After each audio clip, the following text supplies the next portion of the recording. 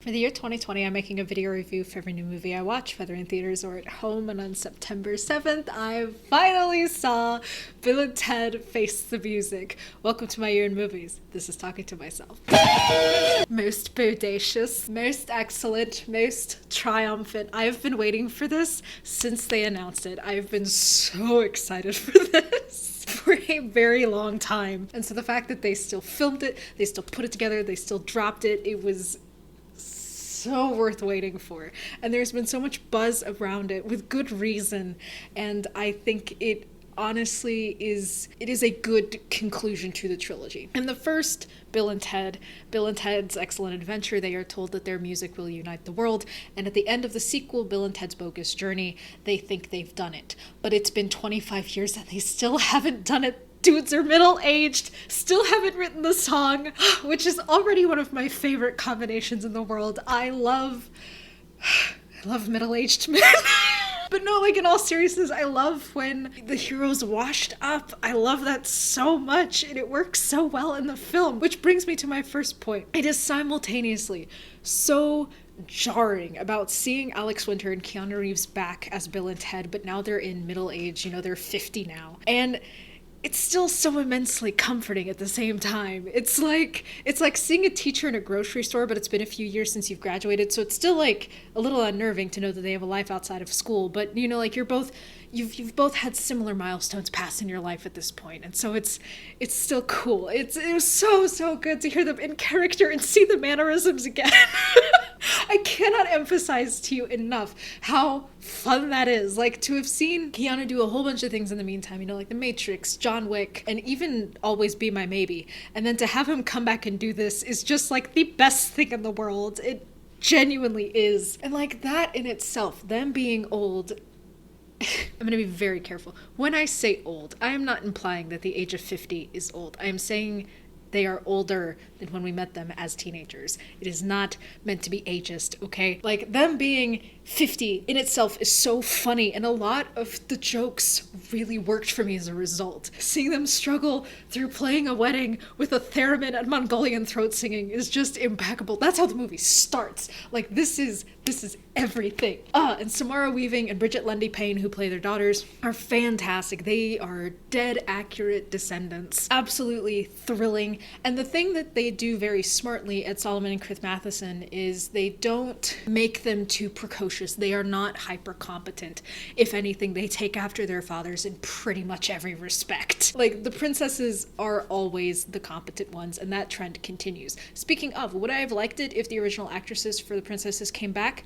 Trick question. They've replaced the princesses every movie, so if anything, it's kind of an inside joke, and I kind of dig it, Kristen Schaal was a good choice to play Kelly, Rufus's daughter. I think Kristen Schaal bears a passing enough resemblance to George Carlin, and I think she's a good fit for the movie, and she and Holland Taylor have a lot of good interactions, but I like what they do with Kelly. I think she was a good addition to the movie. These movies continue to be the pinnacle of time travel in movies, because they play around with it so much, because they're like, we haven't written the song. Let's track down our future selves when we have written the song. Except when they go forward in the future, they don't meet versions of themselves that have written the song. They meet versions of themselves who are angry at the past versions of themselves who have not yet written the song because their lives are ruined. And it's so funny. So much of the movie revolves around that. It is so great. I will say, for as much as I am gushing, there is probably one glaring thing that didn't work, but I'll explain why that makes sense, and I'm okay with that. They have a character who's a robot, played by Anthony Carrigan from Barry.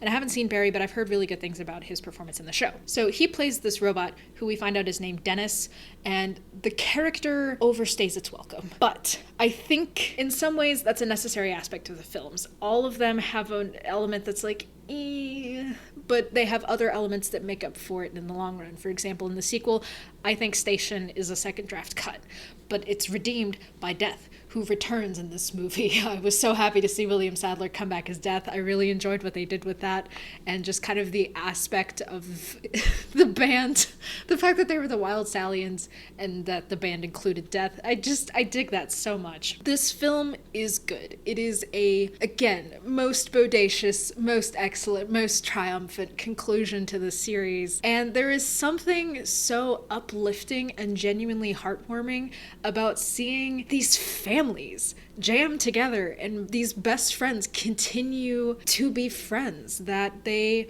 worked together, that they came to each other's aid. That's super cool. And I really enjoyed seeing a film about family, about passing on a legacy, about doing right by your kids and right by the entire universe, and how sometimes doing right by your kids is all that matters, and supporting your children.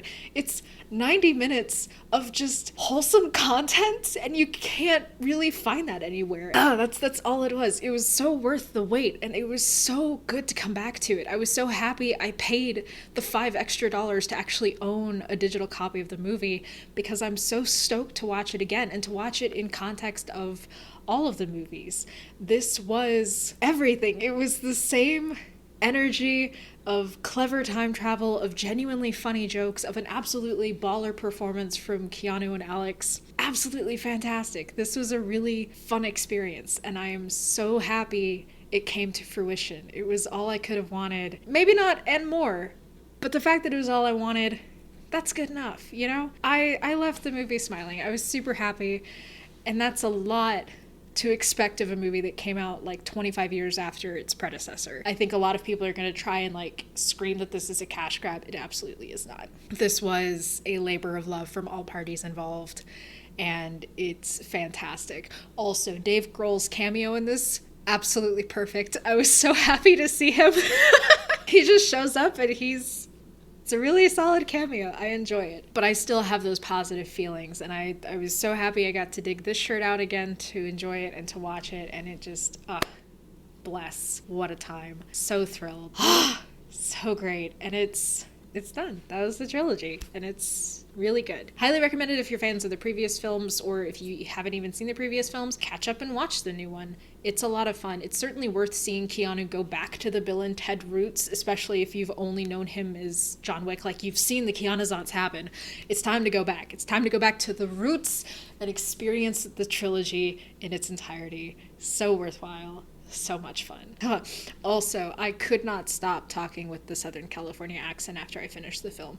The bits at the beginning where I'm using the accent, that was how I talked for a couple hours after the film, because that's just how I am. Anyway, that's all I have to say on the film. I'm probably going to end up watching it again sometime this week. Absolutely bodacious, most non-heinous, most excellent. This has been My Year in Movies. Thank you for watching.